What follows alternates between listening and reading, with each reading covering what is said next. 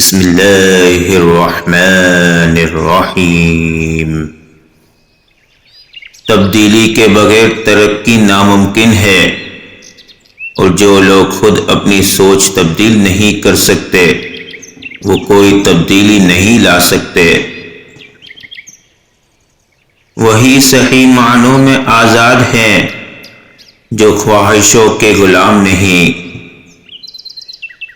بد کردار دوسروں کے کردار کو اور بے ایمان دوسروں کے ایمان کو ہمیشہ شک کی نگاہ سے دیکھتے ہیں۔ اپنے ضعف کے پیمانے کا حساب خود نہیں کیا جاتا، اسے آزمانے والے پر چھوڑ دو۔ راستہ پوچھنے میں شرم نہ کرو، ورنہ منزل کھو بیٹھو گے۔ جو شخص انتقام کے طریقوں پر غور کرتا رہتا ہے، اس کے زخم ہمیشہ تازہ رہتے ہیں۔ آج کے دور میں اسے خوبی کہتے ہیں، منافقت کو کسی دور میں بہت برا سمجھا جاتا تھا۔ برے مقصد میں کامیابی سے اچھے مقصد میں ناکامی بہتر ہے۔ اگر تم کسی کو دھوکہ دینے میں کامیاب ہو جاتے ہو تو یہ نہ سمجھنا وہ کتنا بے وقوف ہے، بلکہ یہ سوچنا کہ اس کو تم پر اعتبار کتنا تھا۔ تمہارے نفس کی قیمت جنت ہے، اور اسے جنت سے کم قیمت میں کبھی نہیں بیچنا۔ لیڈر وہ ہوتا ہے جو مشکل راستے پر پہلے خود چل کے دکھاتا ہے۔ اچھا دوست چاہے جتنی بار روٹھے، اسے ہر بار منا لینا چاہیے، کیونکہ تسبیح کے دانے چاہے جتنی بار بکھرے چن لیے جاتے ہیں۔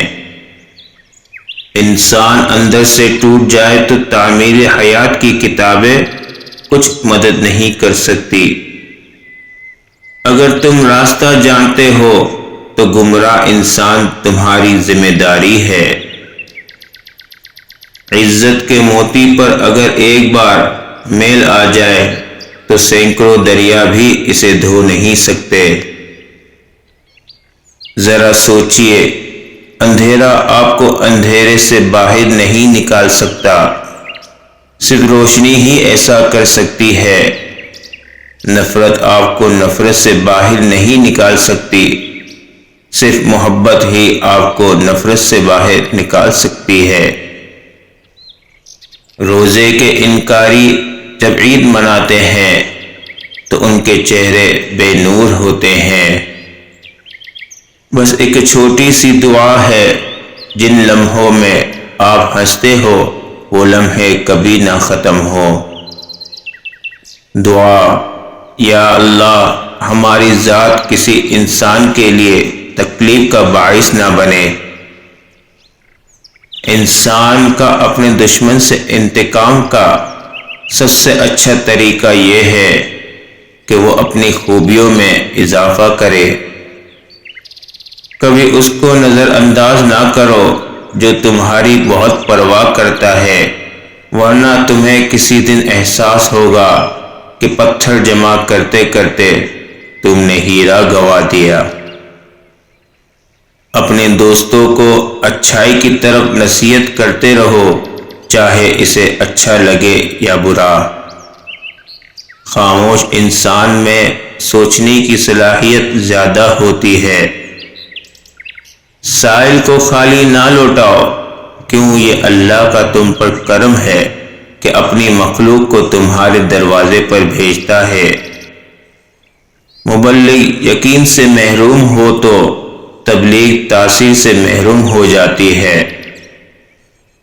ہمیشہ اپنے رب العزت سے پر امید رہنا، کیونکہ اس پوری کائنات میں جتنا جلدی رب راضی ہوتا ہے، اتنا جلدی کوئی راضی نہیں ہوتا۔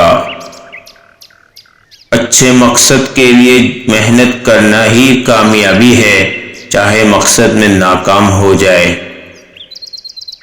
خوش نصیب وہ ہے جو اپنے نصیب پر خوش رہے۔